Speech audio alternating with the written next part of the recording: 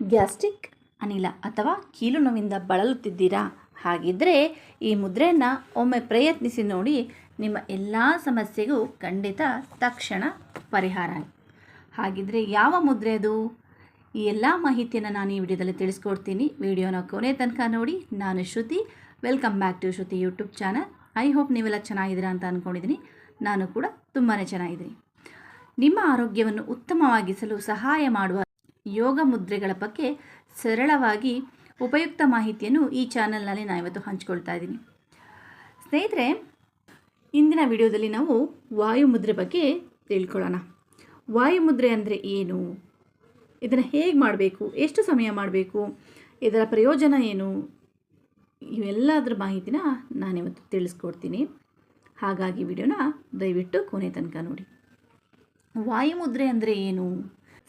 ಸ್ನೇಹಿತರೆ, ನಮ್ಮ ದೇಹ ಅಸಮತೋಲನಗೊಂಡಾಗ ಅನಿಲ ಸಮಸ್ಯೆ, ಕೀಲು ನೋವು, ದೇಹದ ನೋವು, ನರಗಳ ಬಿಗಿತ ಮತ್ತು ಇತರ ತೊಂದರೆಗಳು ಹೆಚ್ಚಾಗಿ ಕಾಣಿಸ್ಕೊಳ್ಳುತ್ತೆ. ಇಂತಹ ಸಂದರ್ಭದಲ್ಲಿ ವಾಯುತತ್ವವನ್ನು ಸಮತೋಲನಗೊಳಿಸಲು ಸಹಾಯ ಮಾಡುವ ಯೋಗ ಮುದ್ರೆಯೇ ವಾಯುಮುದ್ರೆ. ವಾಯುಮುದ್ರೆ ಮಾಡುವ ವಿಧಾನ ಹೇಗೆ? ಮೊದಲು ಪದ್ಮಾಸನ ಹಾಕ್ಕೊಂಡು ಆರಾಮಾಗಿ ನೇರವಾಗಿ ಕುಳಿತುಕೊಳ್ಳಿ. ನಂತರ ತೋರು ಬೆರಳನ್ನು ಮಡಚಿ ಅದರ ಮೇಲ್ಭಾಗಕ್ಕೆ ಹೆಬ್ಬೆರಳಿನಿಂದ ಸ್ವಲ್ಪ ಒತ್ತಡವನ್ನು ನೀಡಬೇಕು. ಉಳಿದ 3 ಬೆರಳುಗಳನ್ನು ನೇರವಾಗಿ ಇರಲಿ. ಎರಡೂ ಕೈಗಳಿಂದ ಇದೇ ರೀತಿಯಲ್ಲಿ ಮುದ್ರೆಯನ್ನು ಮಾಡಿ ನಿಧಾನವಾಗಿ ಉಸಿರನ್ನು ಎಳ್ಕೊಳ್ಳಿ. ಹಾಗೆ ನಿಧಾನವಾಗಿ ಉಸಿರನ್ನು ಹೊರಗೆ ಬಿಡಬೇಕು. ಎಷ್ಟು ಸಮಯ ಮಾಡಬೇಕು? ಈ ಮುದ್ರೆಯನ್ನು ಪ್ರತಿದಿನ 10ರಿಂದ 15 ನಿಮಿಷಗಳವರೆಗೆ 2ರಿಂದ 3 ಬಾರಿ ಅಭ್ಯಾಸ ಮಾಡಬೇಕು. ಖಾಲಿ ಹೊಟ್ಟೆಯಲ್ಲಿ ಅಥವಾ ಊಟದ ನಂತರ ನಿಮ್ಮ ಯಾವುದೇ ಸಮಯದಲ್ಲಿ ಬೇಕಾದರೂ ಮಾಡ್ಬೋದು. ವಾಯುಮುದ್ರೆ ಮಾಡೋದ್ರಿಂದ ಏನೆಲ್ಲ ಪ್ರಯೋಜನಗಳಿವೆ? ಈ ಮುದ್ರೆಯನ್ನು ನಿಯಮಿತವಾಗಿ ಅಭ್ಯಾಸ ಮಾಡೋದ್ರಿಂದ ದೇಹದಲ್ಲಿರುವ ಹೆಚ್ಚುವರಿ ವಾಯುವನ್ನು ಸಮತೋಲನಗೊಳಿಸಲು ಸಹಾಯ ಮಾಡುತ್ತದೆ.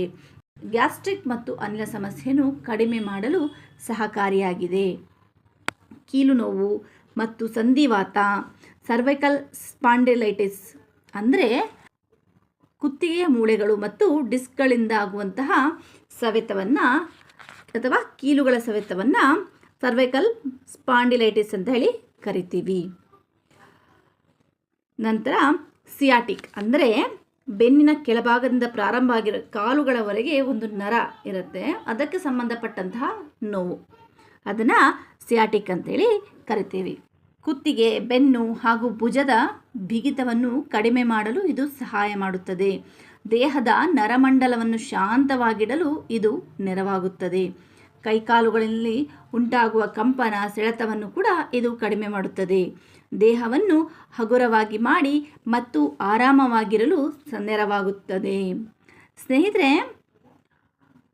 ಸಾಮಾನ್ಯವಾಗಿ ಮಳೆಗಾಲ ಅಥವಾ ಶೀತ ಆದಾಗ ಕಿವಿಯೊಳಗೆ ಗುಯ್ ಅಂತ ಶಬ್ದ ಆಗ್ತಾ ಇರುತ್ತೆ. ಇವೆಲ್ಲ ವಾಯುವಿನ ಪ್ರಕೋಪದ ರೋಗಗಳಾಗಿವೆ.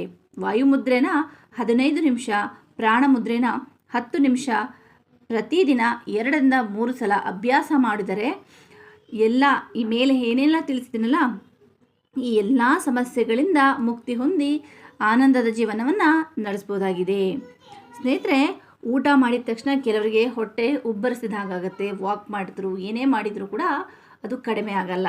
ಅಂಥ ಸಮಯದಲ್ಲಿ ಒಂದು 10 ನಿಮಿಷ ವಾಯು ಮುದ್ರೆ ಮಾಡಿ ತಕ್ಷಣ ತೇಗು ಬಂದು ವಾಯು ವಿಸರ್ಜನೆಯಾಗಿ ಹೊಟ್ಟೆ ಆರಾಮವಾಗುತ್ತೆ.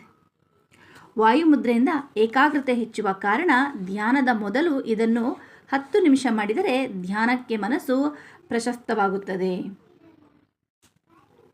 ಸ್ನೇಹಿತರೆ, ಯಾವುದೇ ವೈದ್ಯಕೀಯ ಮುದ್ರೆಗೆ ಈ ಚಿಕಿತ್ಸೆ ಪರ್ಯಾಯವಲ್ಲ. ನಿಮಗೆ ತೀವ್ರ ಆರೋಗ್ಯದ ಸಮಸ್ಯೆಗಳಿದ್ದರೆ ಅಥವಾ ನಿರಂತರವಾಗಿ ನೋವುಗಳಿದ್ದರೆ ದಯವಿಟ್ಟು ವೈದ್ಯರ ಸಲಹೆಯನ್ನು ಪಡೆದು ಈ ಮುದ್ರೆಯನ್ನು ಅಭ್ಯಾಸ ಮಾಡಿ. ಸ್ನೇಹಿತರೆ, ಆರೋಗ್ಯಕರ ಜೀವನಕ್ಕಾಗಿ ಪ್ರತಿದಿನ ಕೆಲವೇ ನಿಮಿಷಗಳನ್ನು ಯೋಗಕ್ಕಾಗಿ ಮೀಸಲಿಡಿ. ಈ ಮಾಹಿತಿ ನಿಮಗೆ ಉಪಯುಕ್ತ ಆಗಿದೆ ಅಂತ ಅನ್ನಿಸಿದರೆ ದಯವಿಟ್ಟು ಈ ವಿಡಿಯೋಗೊಂದು ಲೈಕ್ ಕೊಡಿ, ನಿಮ್ಮ ಸ್ನೇಹಿತರೊಂದಿಗೆ ಶೇರ್ ಮಾಡಿ. ಇನ್ನು ನಮ್ಮ ಚಾನಲನ್ನು ಸಬ್ಸ್ಕ್ರೈಬ್ ಮಾಡದೇ ಇದ್ದರೆ ಈಗಲೇ ಸಬ್ಸ್ಕ್ರೈಬ್ ಮಾಡಿ, ಬೆಲ್ ಐಕನನ್ನು ಒತ್ತಿ. ನನ್ನ ಎಲ್ಲ ವಿಡಿಯೋ ಮೊದಲು ನಿಮಗೆ ಬರುತ್ತದೆ. ಮತ್ತೊಂದು ವಿಡಿಯೋದಲ್ಲಿ ಮುಂದಿನ ಉಪಯುಕ್ತ ಯೋಗ ಮುದ್ರೆಯೊಂದಿಗೆ ಮತ್ತೆ ಭೇಟಿಯಾಗೋಣ. ಅಲ್ಲಿ ತನಕ ಎಲ್ಲರೂ ಖುಷಿಯಾಗಿರಿ. ನಮಸ್ಕಾರ. ರಾಯರ ಆಶೀರ್ವಾದ ಎಲ್ಲರ ಮೇಲಿರಲಿ ಅಂತ ಹೇಳ್ತಾ ಇವತ್ತಿನ ಈ ವಿಡಿಯೋನ ಮುಗಿಸ್ತಾ ಇದ್ದೀನಿ.